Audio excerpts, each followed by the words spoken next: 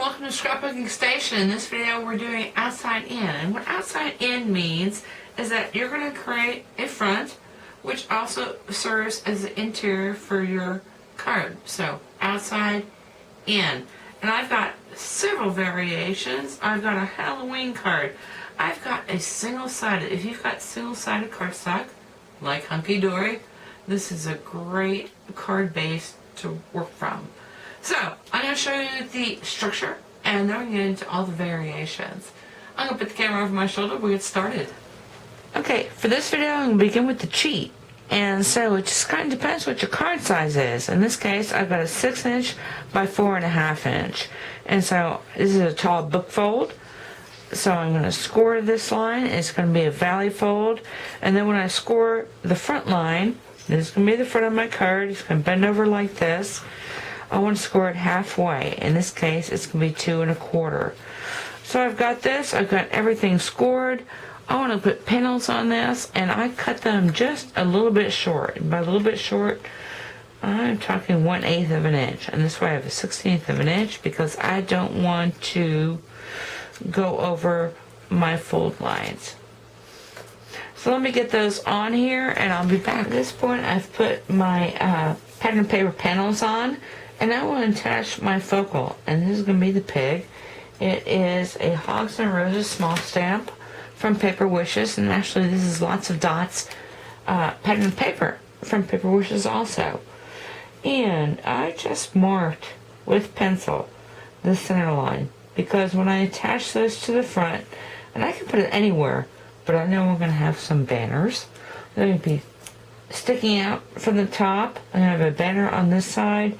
And so, I just want to glue on this. Let me fold it so you can see.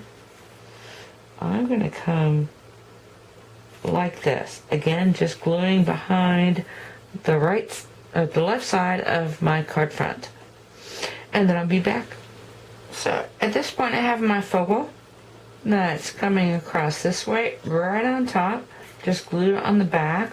I've already put an inside strip, and by the way, these are just strips of pattern paper, same pattern paper pack, just different patterns, and I just use a piece of dunnage. In this case, I've got 2 layers behind each of these pennants. I've got 3 layers behind this one. The other thing I've got going here is a embosslet, and these are the buttons. And so I made some black buttons and some bright pink buttons. Okay, so now I'm ready to go ahead and finish up the design. So I'm going to pop these on here. I'm going to do this. I've actually got a little balloon that's going to come up. Actually, let me fold it again because I just want to stick it like so over and above this, independent of the rest of the card. And so that's going to come like this. And then I'm going to show you the finished result. But now, this is, like I said, was a cheat. And what you should do, because I'm going to do the same thing again. I've got another pig. I've got all the same elements.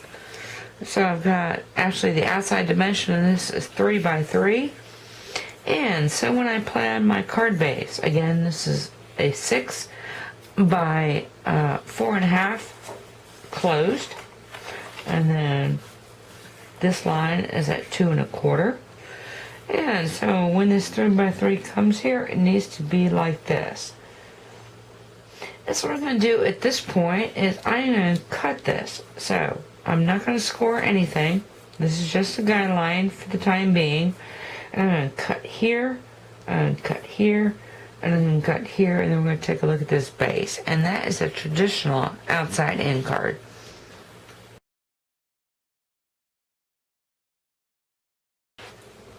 A bit more traditional, a bit more persnickety, and so I went ahead and cut that out, and I backed it with my paper panels. And before I put this one on the front, I actually traced it behind here. You can use your paper trimmer to do that as well, and that is really elegant. So that's ready to go. I've kind of changed up things a little bit just because I've got a narrower strip, a different salutation. My pig Actually, I'd like to say that as a design consideration, but it wasn't. This is some pink suede paper, and when I cut my 3-inch off, I didn't have quite a 3-inch square, and so I just backed it this way because I know it's going to come right on here. So I'm going to put this together and take a look at the differences. So I finished up both the cards, and the only thing is I like the traditional. It's just a little more elegant because when you split that, you've got the opening. That works well for me. It's not that much more persnickety. If you don't want to mess with it, this is a brilliant card as well. The only thing is, when you do your focal image, this is a piece of Whisper White, which is stamped. This is a piece of paper and a piece of the suede. And so I had to put a piece of cardstock behind there. So it is just a little bit thicker, but I think those banners take care of that. This one, like I said, a little more elegant. So, of course, I was going to make some envelopes. Let me show you those, then we'll move on to the next project.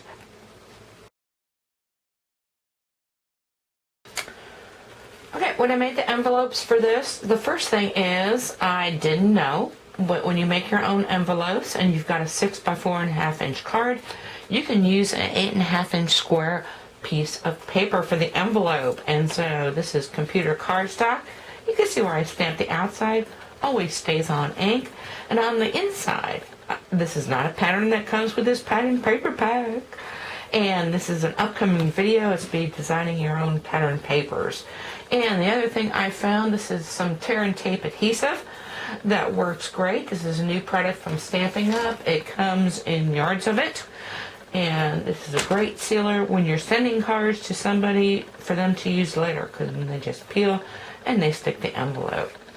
Okay, in the next project, we're not going to use the paper trimmer to cut out this outside in feature. We're going to be using some circle framelits.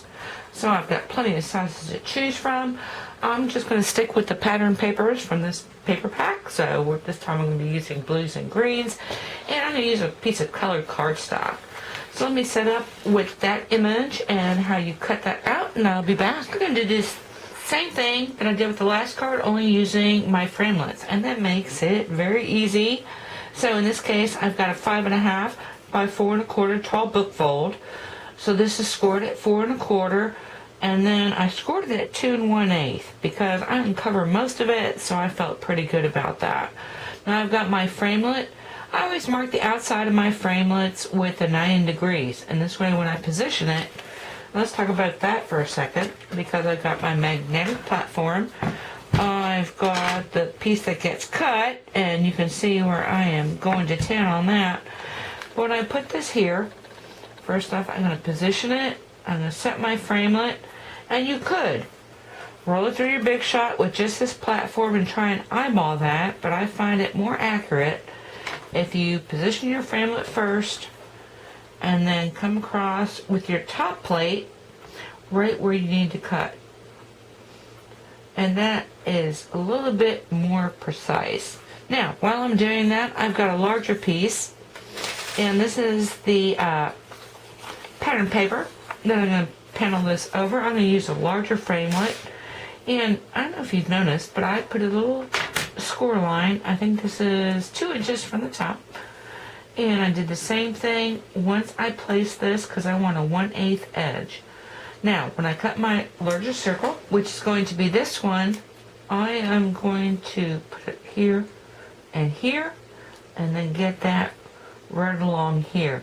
Then I'm going to split this a 1/16 of an inch. So I'm going to cut that pattern paper a 1/16 of an inch. Okay, I think I'm ready to come back with that finished card, and then we're going to move on to the next project.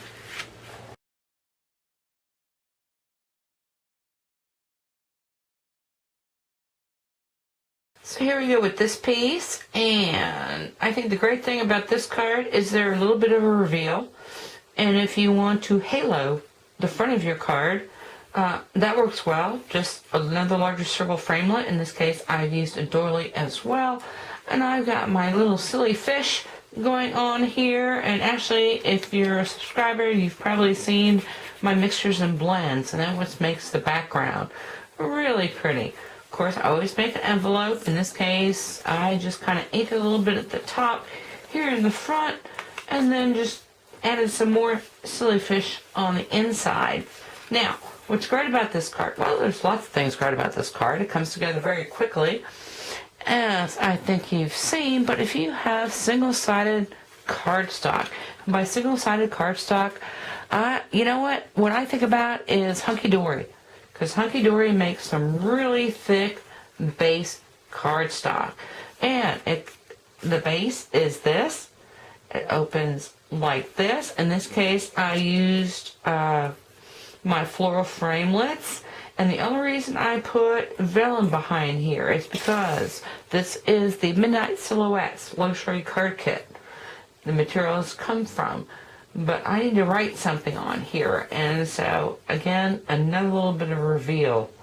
The other thing I want to talk about is weight, because when you do this, you've got 1, 2, 3 layers of cardstock. Whatever you do on the front that is over this left edge is going to be heavy also.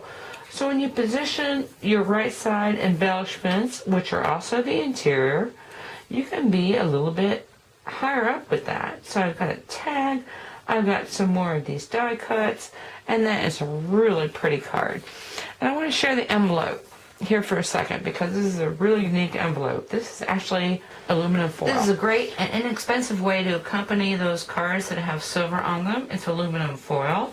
And before I cut the liner out, the first thing I did was backed it on computer paper.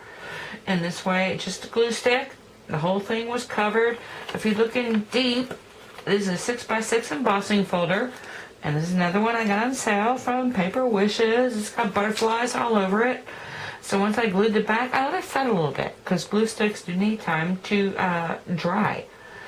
Then ran it through, cut it to size, and did my envelope. Once I did that, I thought, oh, how wonderful. So in this next one, let me show you some photos.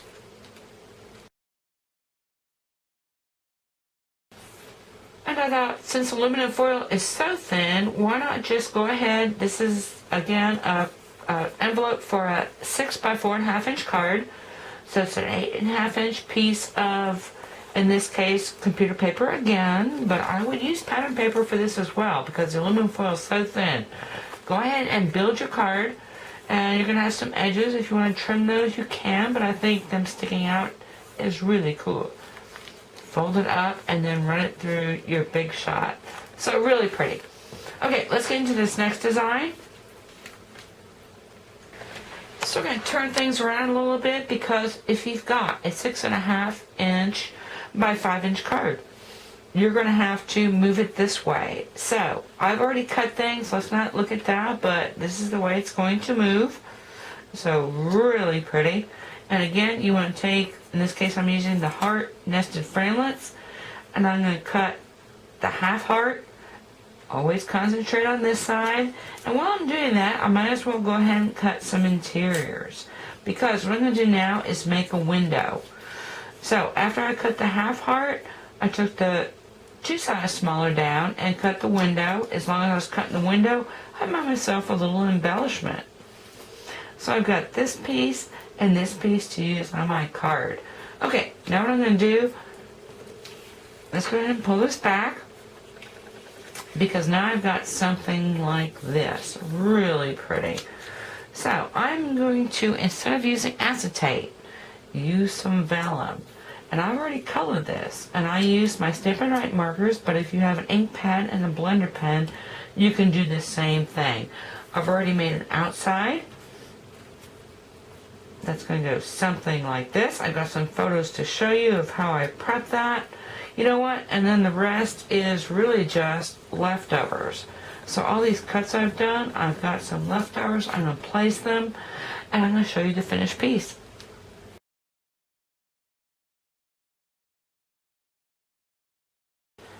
So once I take all the pieces, I've colored my vellum. When you open it up, that is just a gorgeous card.